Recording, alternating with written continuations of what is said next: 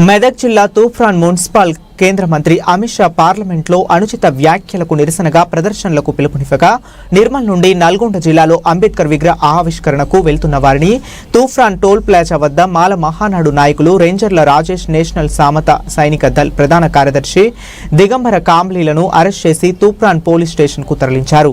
హైదరాబాద్లో అసెంబ్లీ ఆవరణలో గల అంబేద్కర్ విగ్రహం వద్ద నిరసన ప్రదర్శనకు వెళ్తున్నారని సమాచారంతో ముందస్తుగా అరెస్ట్ చేశారు. అయితే మేము అక్కడికి వెళ్లడం లేదు, నల్గొండ జిల్లా నాంపల్లి మండలం మహమ్మద్పూర్లో అంబేద్కర్ విగ్రహ ఆవిష్కరణ కార్యక్రమం కోసం వెళ్తున్నాం అని చెప్పడంతో పై అధికారుల ఆదేశాలతో విడుదల చేశారు. ఈ సందర్భంగా రేంజర్ల రాజేష్ మాట్లాడుతూ భారతదేశ చరిత్రలో బడుగు బలహీన వర్గాల వారికి ఆశాజ్యోతిగా నిలిచి గొప్ప ఊరట బాసటగా నిలిచిన మహనీయుడని కొనియాడారు.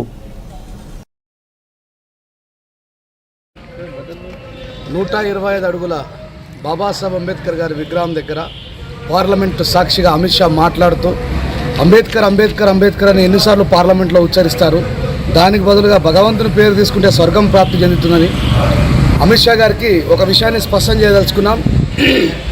ఈ దేశంలో దేవుని మొక్కే అర్హత కూడా లేని జాతుల నుంచి వచ్చినటువంటి మాకు దేవుని మొక్కే అధికారాన్ని కూడా ఇచ్చినటువంటి మహనీయుడు డాక్టర్ బాబాసాహెబ్ అంబేద్కర్ గారు.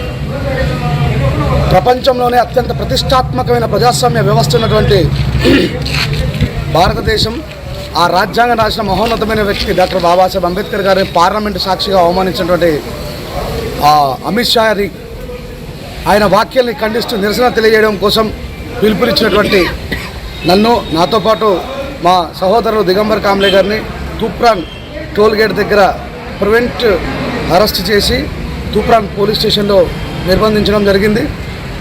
మరి ఈ సందర్భంగా రాష్ట్ర ముఖ్యమంత్రి గారికి ఒక విషయాన్ని చెప్పదలుచుకున్నా. కేసీఆర్ గారు గవర్నమెంట్లో ఎన్నో నిర్బంధాలను ఎదుర్కొన్నటువంటి మీరు మరి ఇలాంటి భావ ప్రకటన స్వేచ్ఛను హరించడం ఎంత మటుకు కరెక్ట్ అని రేవంత్ రెడ్డి గారు మీరే ఒకసారి మీ మనసాక్షిని పరీక్షించుకుని తెలియజేస్తూ, ఈరోజు జరిగినటువంటి కార్యక్రమం వాయిదా పడ్డప్పటికీ కూడా ఊరూరులో, వాడవాడలో, మండలాల్లో, జిల్లాల్లో పెద్ద మొత్తంలో అమిత్ షా రాజీనామా చేసేంతవరకు పోరాటాన్ని కొనసాగిస్తాం. రాజీ లేని పోరాటం చేయడానికి మేము ఎప్పుడు సిద్ధంగా ఉంటాం. Thank you.